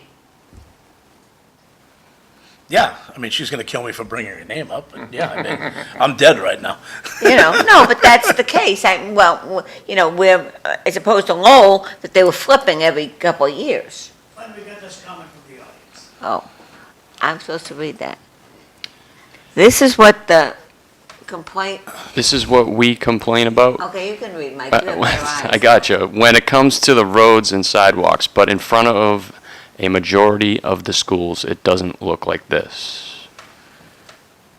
That looks pretty good, actually. Was that the old quote? Yeah, it looks like you're good. I mean, yeah, I mean, the schools are a problem. I mean, that's up, and again, here's where we go back to not having a facility department on one facility department in the city of Lowell. The school department has to beg, borrow over to the city, who are the landlords, to upgrade or Well, fix. hasn't that gotten better? It has, but I mean, okay, now we're looking, they're complaining about the sidewalks. Has the school department asked the city to address the sidewalks? I don't know. I'm not being mean. I don't know. I don't know that answer. I mean, I can, I would say no in the big scheme of things. right, so who knows? I mean, I'm sure there's parking lots. I mean, you drive by, I mean, I've been at some schools fixing the phone lines, and the parking lots are atrocious. But does the city own the parking lots? I don't know that. Another one. Well, at least I can read that. It's always great show. People need to realize that long-term contracts allow for more effective long-term planning, and goal setting. Also, it's more cost-effective because it reduces the costs and disruption associated with frequent leadership changes. Thank you, Gene Balkus. 100% right. Yeah. 100% right. That's why, I mean, Mike, I think we're in agreement. I thought Liam should have got a 5-year deal out of the gate because you just can't implement what you want or what you can. And I still don't think he has the team he wants around him. I still think I still, and this is me speaking, I'm not speaking for him and I don't know anything. I think he still wants to get people in places that he needs, and I don't know if he can. It is big. I mean, if you hire a teacher, I mean, within the first month or two, you start seeing the effects of that teacher's ability to do the job. Superintendent is just such a massive, it's a massive position. You got so many things that you are in charge of. You don't see, like Lee said, you don't see the fruits of that hire for at least probably a couple of years because it's big policy adjustments and it's building a culture and putting people in the right places, and it's so you do need, same on a lower level of principal. A principal coming into a school for 1 year, Nothing. and they might do a good job for that year, but you're not making change. Yeah, you need at least You 3 don't years. see the change yet anyways. You need at least 3 years. The first year, and it's like anything else. You just get your feet wet. You're starting to see, you have to sit back and look at it and say, okay, now you have your ideas, but use school A. You walk into school A and you're like, wait a minute here, I want to, oh, that's working. I would have never thought of that, but I want to implement this over here. How do we make it coexist? And then you're not going to see that benefit till after the second year. You're going to have your ideas, and then the third year where it's going to start taking place where, okay, we're making a change. And you'll know if it's a bad principal or a bad selection for that school after the second, third year. I mean, you just can't, hey, we had a bad first year. That doesn't mean he's a bad principal. It doesn't mean he has bad ideas. It's just, people don't like change. Oh, I know So that. it's going to take a bit for them to, You can think about it, we've been talking gambling, but you can think about it like being a general manager of the Boston Red Sox. I mean, you hire a new general manager and a new coach every year or two.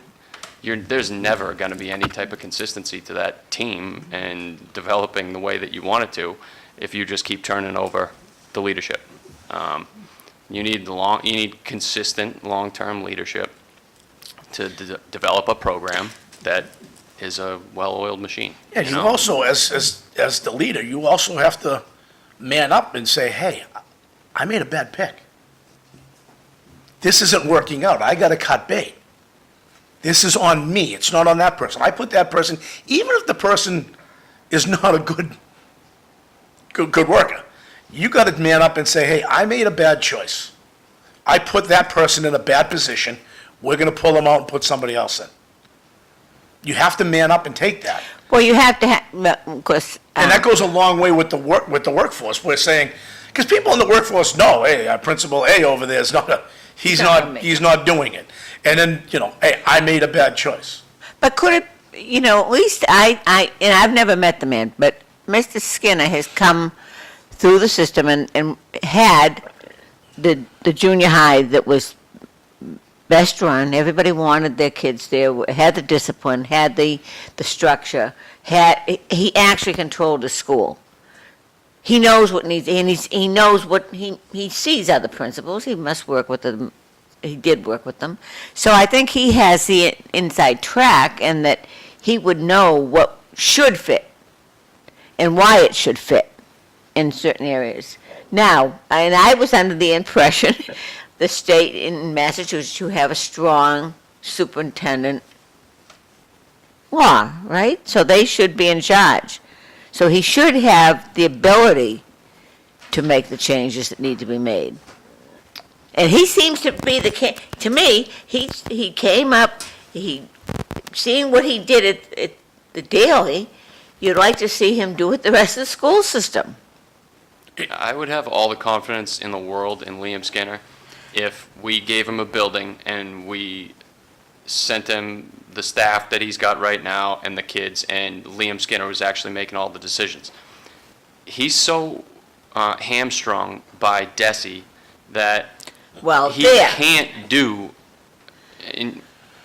you know, I guess I've been having an issue with the schools in Lowell with my own daughter, in a lot of different ways. And what it comes down to is every principal in every single building, this is going to relate to the superintendent in a second. Like, the principal is walking around the building all day long, an issue comes up, right? All day, 30 issues come up during the day, right? So an issue comes to her, well, she thinks about how she wants to appease the situation, make everybody happy. Well, Desi has taken the first 4 good options off the list. She can't do them. So she's got to dig down to like number 5, number 6, maybe get creative and come up with some way that's probably not going to fix the problem, because the first 4 that she would think would be effective are off the table because Desi has already decided they're no good. So she has to use her like 5th and 6th option, and nobody's kind of really happy about it, and she avoids people in order to make everything just go away. And that's how 30 decisions are handled every day. And that's the principle of a building. So Liam Skinner is in that same exact situation. He's like, I need to hire a principal for this school. And it's like, well, oh man, they've taken away 4 of my 5 top options for how I can hire a principal, so I'm going to go about it this way. The school committee's going to say no to that, and so this is what I get. And that's how we're operating our buildings. Like, you know, so like I said, if we just took Liam Skinner, threw him in a school with a bunch of kids, I have no doubt that those kids would come out, you know, as close to their highest potential as possible. And I'll tell you But, what. you know, I under think- the control of the state, you know, what do we think? 100% right on Desi. They're micromanaging the schools. They're doing the same thing with the lottery at Greater Lowell. They want the lottery. I'm voting absolutely no How on the do we lottery. deal with this? I mean, You it's can't. non-elected. You can't. You can't. It's just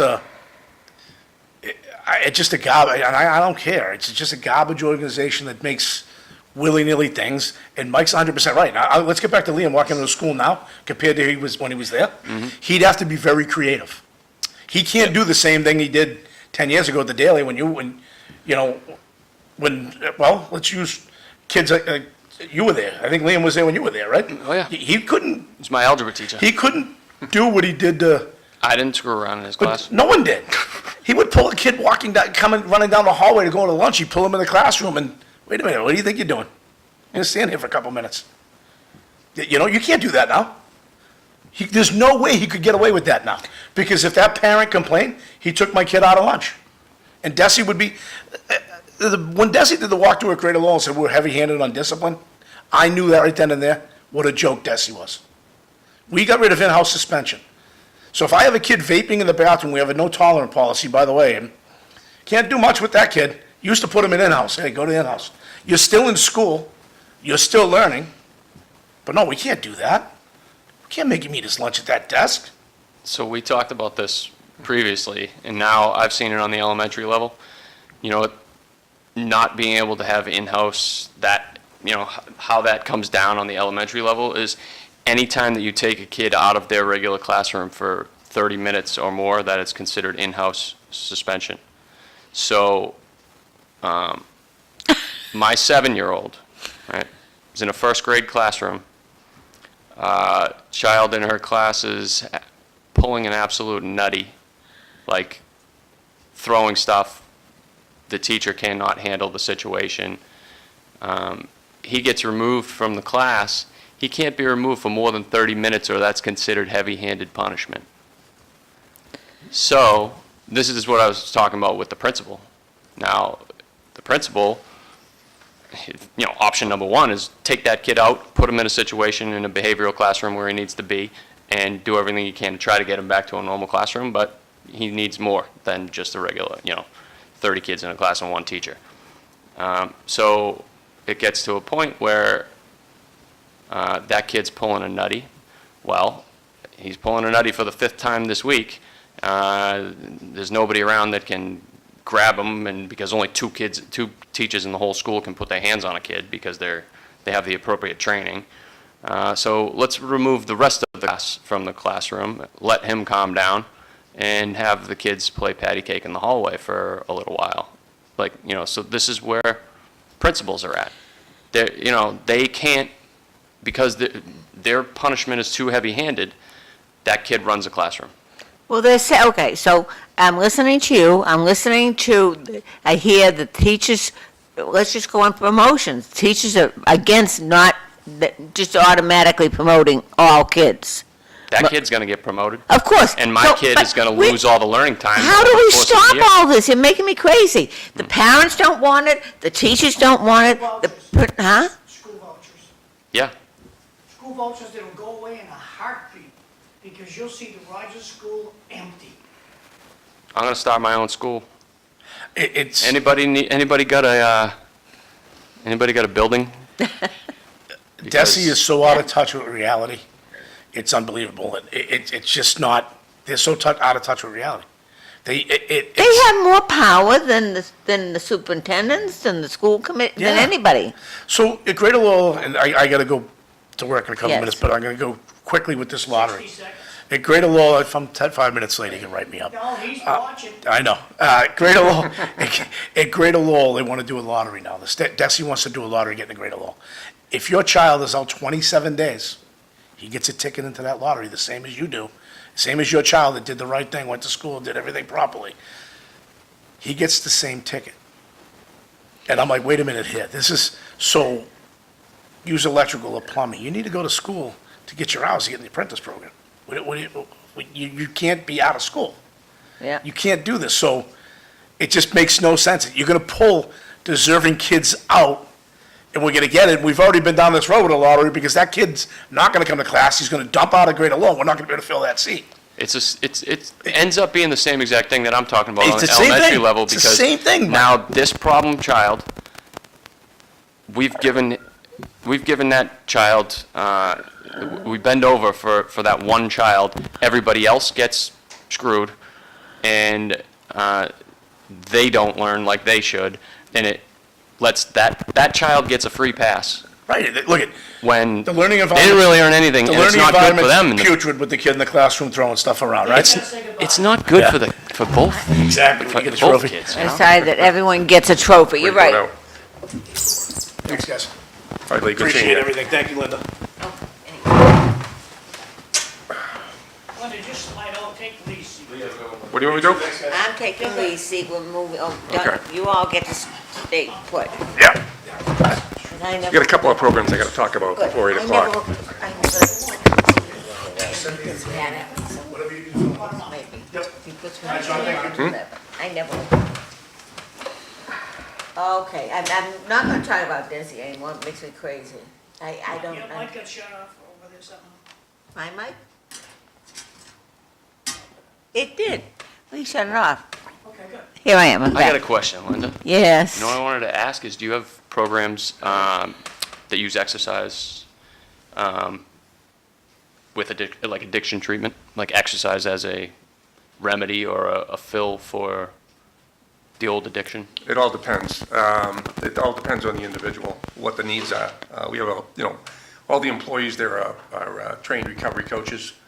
So assessments are made on an individual basis. I mean, some people come in, the lion's share of the people come into the Bridge Club, they're just there to attend meetings, to maintain their own sobriety.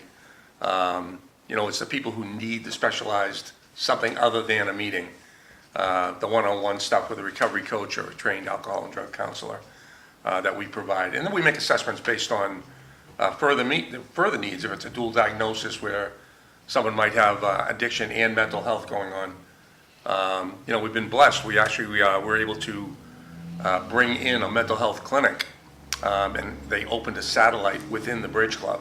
Oh, nice. At the same address. Matter of fact, you walk through the front door, you take a left, and that's where the clinic is.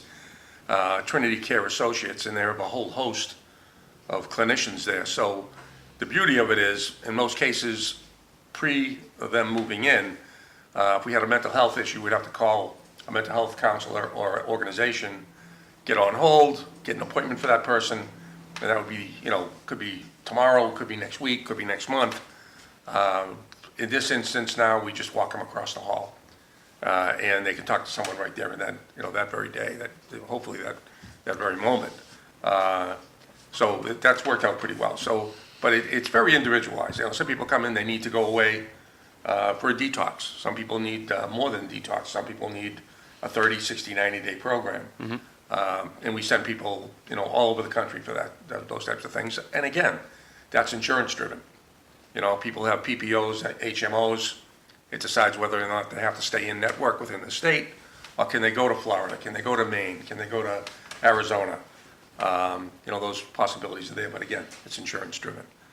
So I think something that I want people to know about in Bridge Club is that it's not just a location for meetings, Right, It's not. so much more. That's why it's so successful. And you know what, we're right, timing being what it is, we are on the cusp of two programs that have been long in the making, about to start. Case in point, Lee referred to it earlier.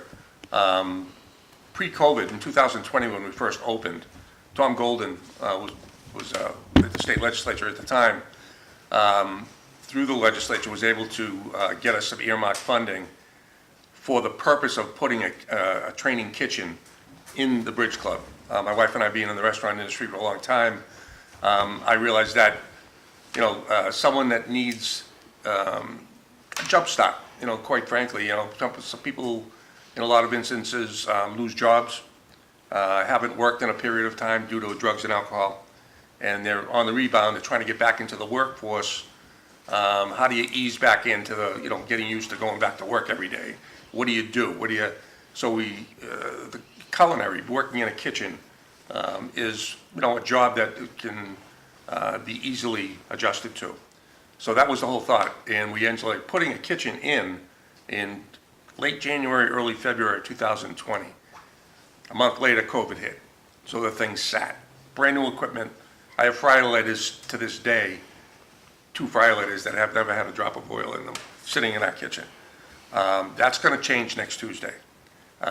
We're very, very, very, very lucky to have this culinary program starting, and it's a training program, an 8-week training program, going to be run 4 times a year, quarterly, and the program director for the program is none other than Mike O'Reilly, the culinary director for the vocational training school.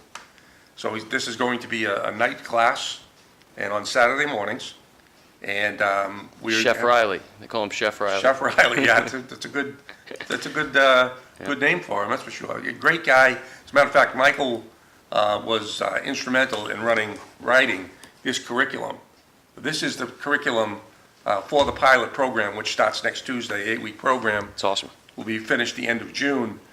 And the book is in this format only because we're not quite sure if we're going to have to add or subtract some things as the pilot program goes forward. We put it in this format until the final adjustments are made, and then we're going to have a hard copy, or at least a textbook developed through that, so that it won't be at least loosely formed. Well, now, you talk about this program. It's not just to train the people how to cook. It's actually going to train them in the field? Yes, this program is something different. It's unique. I'm very proud of this program, and we have just applied for a couple of different grants that are going to make this program come to fruition in its full capacity, which will be paid training. So someone's not, coming into training for 8 weeks. It could be a problem for someone because financially they're not working. Yeah. They have to go to class. That's why the classes are designed late afternoon, early evening, 3 nights a week, and then Saturdays. So it's not a huge hourly commitment, but they will be compensated for the hours that they're there. So that being the case, the training is very comprehensive in and of itself. I've showed this to several people in the culinary industry, including my wife, who read it through it and said, wow, somebody goes through this program, they're going to be able to hit the ground running, walking into any restaurant and making a significant difference on day one. So, which is enormous because, you get these restaurants, anyone who's starving for help, bringing someone in who may have some training, but they have to adapt to that particular restaurant.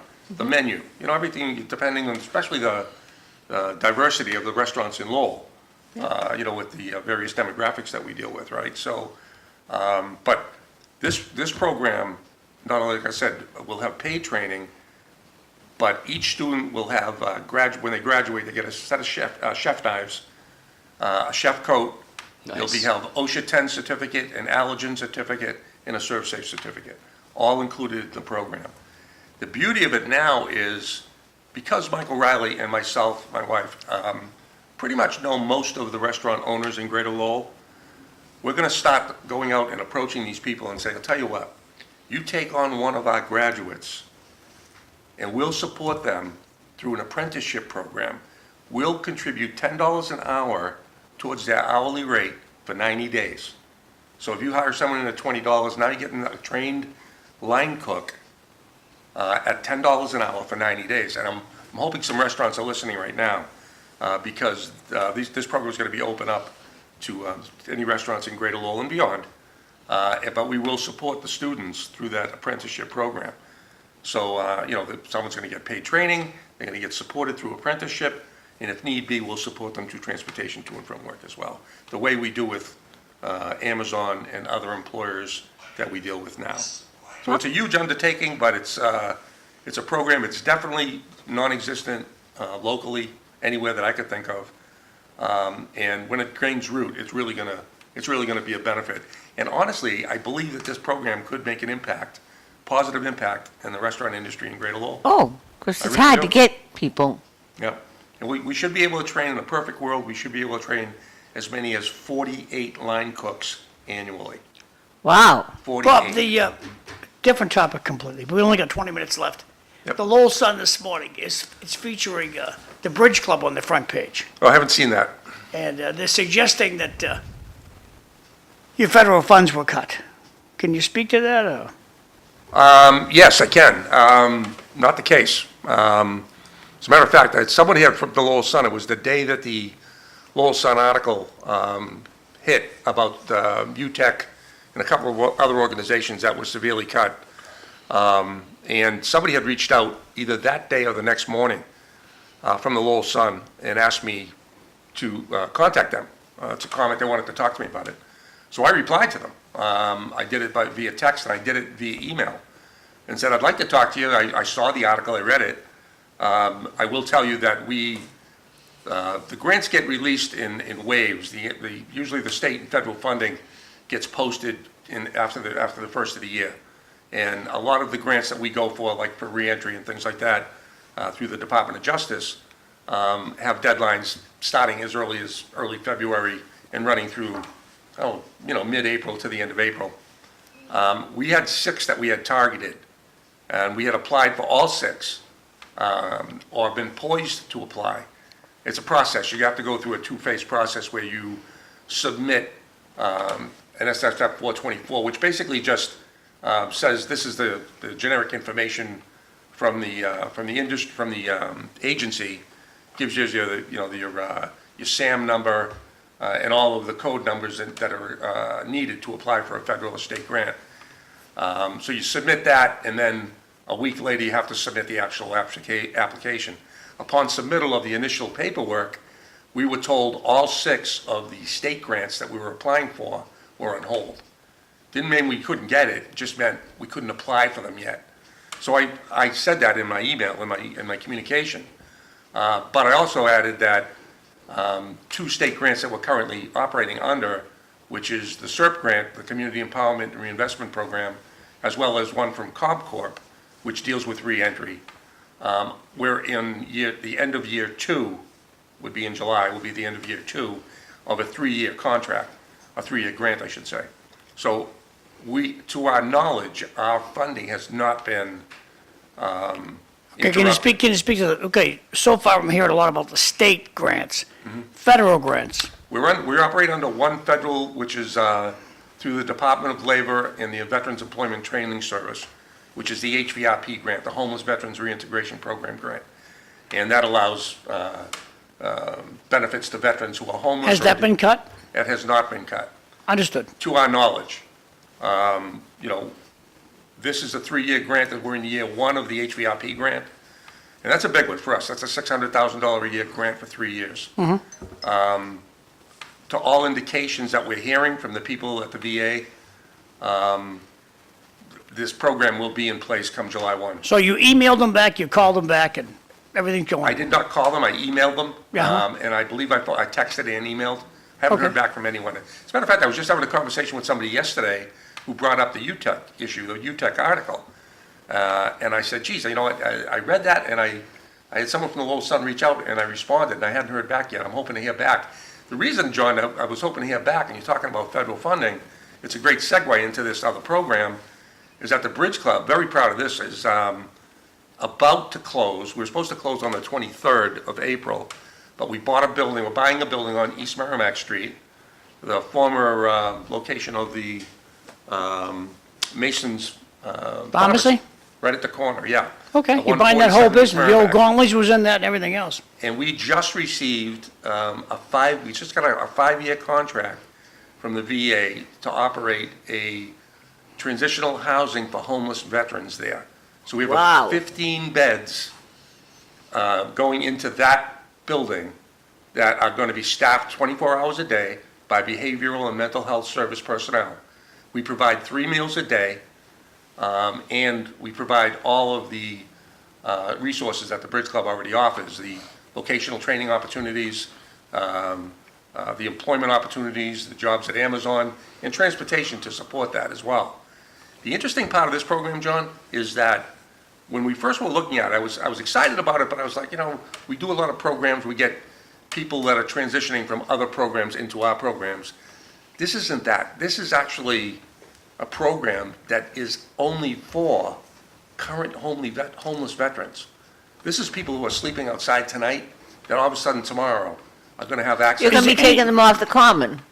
I didn't say that. Well, Bob, is there any- Possible. Is there any movement on mental illness? A lot of these folks that are sleeping outside tonight, slept there during February outside, due to their own choosing. They will not go inside. Right. Is there any movement and direction to be able to restrict their rights for a certain period of time? You know what, there's a lot of that's been going on, ongoing for quite some time. I know Rita, Karen Frederick, people who are at the front line of this, for quite some time, have had that frustration going. I mean, Shannon, God bless his soul, but, I mean, Shannon, who we all know from downtown, he used to be across from the Shrine.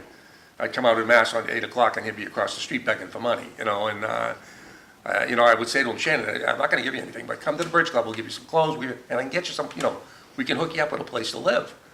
No, I'm good, I'm good here. It's nothing you can do about that. Karen Frederick had told me she had the same experience with Shannon and others, that she, as being the executive director of CTI, has the ability to affect change pretty rapidly. Yep. And offering people, results, quick results, and they just don't want it. And you know what? It's frustrating, but it's like anything else. What percentage would you say of the people sleeping outside in February have that mental illness where no matter what happens, they're not moving inside? It's hard to throw a number at that, John. If I Well- had to guess, I'd say Yes, 40%. 40%. See, They this, don't want it. They don't want to come in. I understand, but see, it's a thing where if we have Lori Trahan, Ed Markey, and Elizabeth Warren, give them 90 days at a time. You can, Yeah, right. the cops show up, you lose your rights for 90 It days, goes to legislative Yeah, salaries. right. and you go in front of a board, Too nice.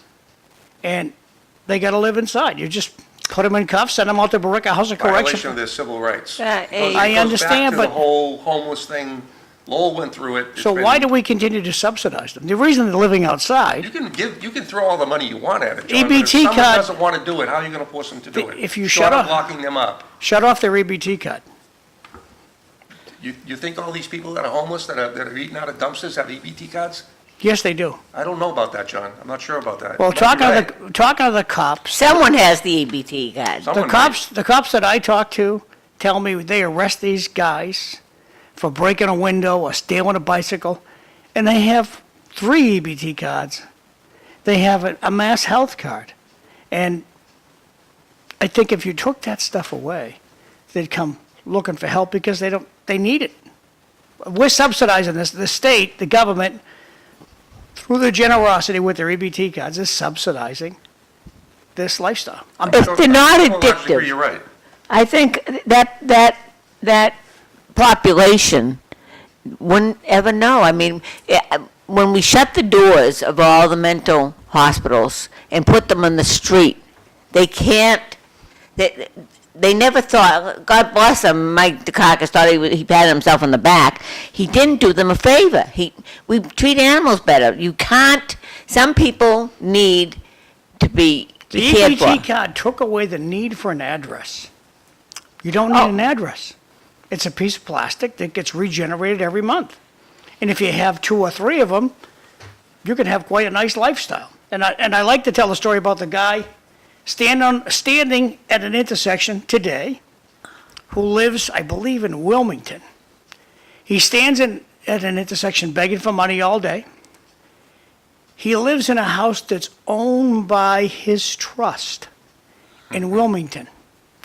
He lives with his girlfriend and their children on the first floor, a Section 8 house. Upstairs, her mother lives in a Section 8 house, and this is all legal. That's the lifestyle that we've backed ourselves into. Well, we support that. But, and that, I don't see us changing that. But I like the idea that, because I do know there are homeless vets that need help. And if we can, you gotta just start, Have you baby ever had your- steps. Linda, you got a dog, right? Yes. What happens when the dog doesn't want to go inside? When he what? When the dog doesn't want to go inside, what happens? Oh, he comes inside. She comes inside. And when she doesn't?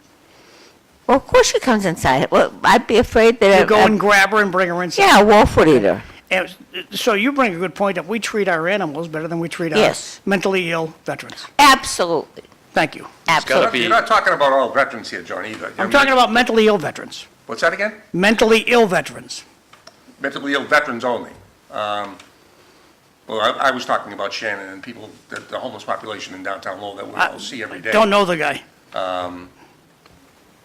You know, the veterans. would if you saw VA actually does have resources, but again, I mean, you can't force them to take it. You just can't. I understand. Well, And it's frustrating. I'll keep pounding about it. Yeah, no, I get it, and someone has to talk about it. well, But- people don't want to hear that Trump made a big impact on the veterans when his first term. I know because I see it in the hospitals that I saw by have care that I wouldn't get out here because they don't have to go through the private insurance issues of getting referrals and pre-auths and everything. It's all handled right there. But, so I have faith that we're going to hopefully continue to increase. The veterans have just been kicked to the curb. I'm not a veteran myself, but based on what I am told, Mike Miles, a great example.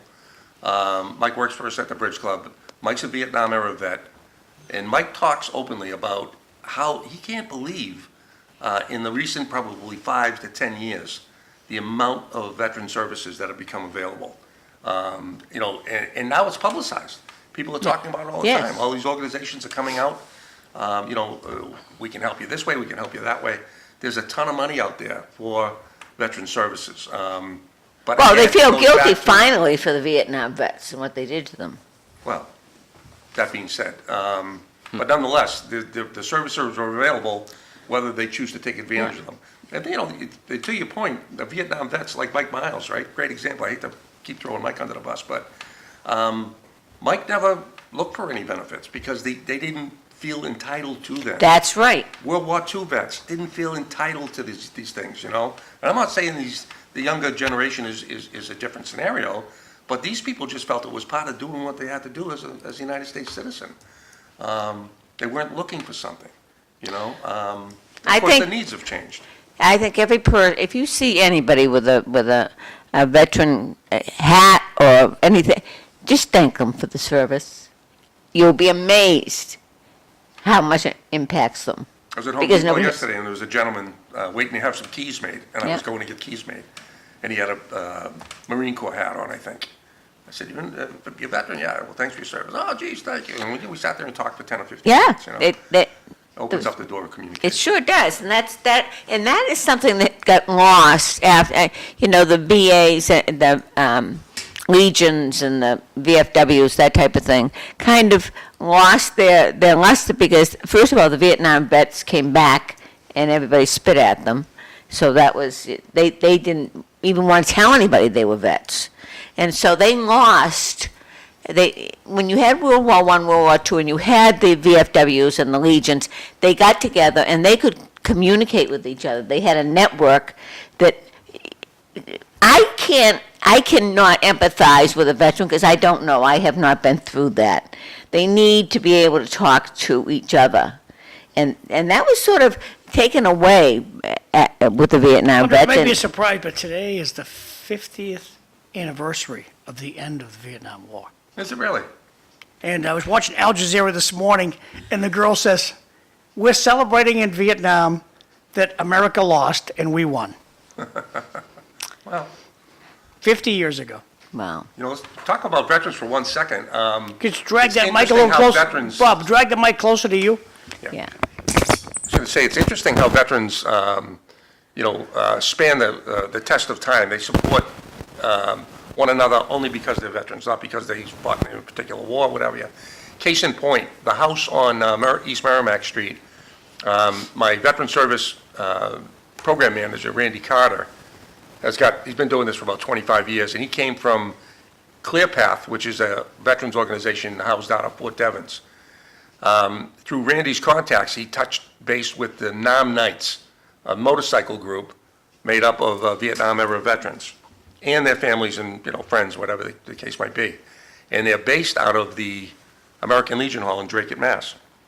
And upon hearing we were opening this transitional housing for veterans, they agreed to provide us with these welcoming baskets, they call them. And they're basically a laundry hamper that has blankets, cosmetics, pillow, all the stuff someone would need who is homeless that would need to actually start living inside. And it's all wrapped up in plastic, and they delivered 10 of them to the Bridge Club. They're in our conference room right now, and they're having 5 more come the end of this week for those 15 original people going into that house, which we're hoping to have that thing full by the end of May. So this is happening in real time, really quick. Well, you have to, before you leave, I want you to schedule to come back and I want to hear how you're doing with that program, as well as the culinary. Tomorrow, Because- City Life, we got Evelyn Thorne's going to be the host, Bob Hoey, and Sam Chase. Time is short, Lynn. Yeah. So, Michael, I didn't get to talk about the fire department, what's going on. Have you got trucks and everything coming, right? Yeah, Finally? the fleet is completely changed. I mean, there's only, I think, only 2 or 3 more trucks, I think, coming in at this point, but it's nice. How do you get the city to establish a maintenance plan for those trucks so that they don't? Because you I don't don't know. have a garage, you I don't have know. a small garage. Yeah. Not anywhere near his pay grade. Inadequate facility for our mechanics. And we have two mechanics to work on 13 trucks and probably 15 cars that we have that are, our inspection guys, our chiefs, we have a lot of automobiles outside of the trucks. And that's a project that the city's going to have to think about because Mike, just like our buildings. You got to consider engaging your union. Yeah. No, And there if go. you engage I the know. union, we're putting a grievance out, they're making us drive this truck, they're making us drive this vehicle, and it's unsafe, and the city's forcing us, and that's gonna bring action. This business of saying nothing, you gotta complain to your union boss in writing. They don't like email. The problem right now, John, is we're in a very good position. We got all new stuff, but it's just like our school buildings, like maintenance plan is what we need.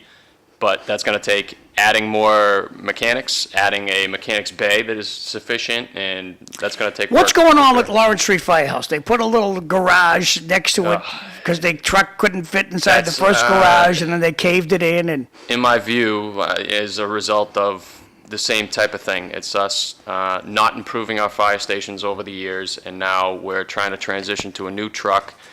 The floor is not strong enough to even hold the weight of the truck, so before we can even put a truck in the building, the floor needs to be reinforced, and that, Do you think we should ask Lori Trahan for new firehouses?